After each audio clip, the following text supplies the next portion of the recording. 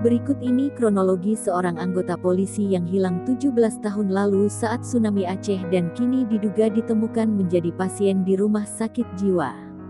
Anggota polisi bernama Abrib Asep. Dugaan Asep masih hidup diketahui dari sebuah video yang memperlihatkan seorang pria yang diduga polisi yang dinyatakan hilang pasca tsunami 2004 silam di Aceh viral di media sosial. Asep merupakan pasukan Bantuan Keamanan Operasional (BKO) Brimob Resimen 2 Kedung Halang Bogor ke Polda Aceh. Saat itu Asep bertugas di Poskotis Brimob Pekanbada, Kabupaten Aceh Besar. Dari foto itu, pihak keluarga meyakini jika pria yang ada di foto tersebut merupakan Asep yang hilang 17 tahun lalu karena tsunami.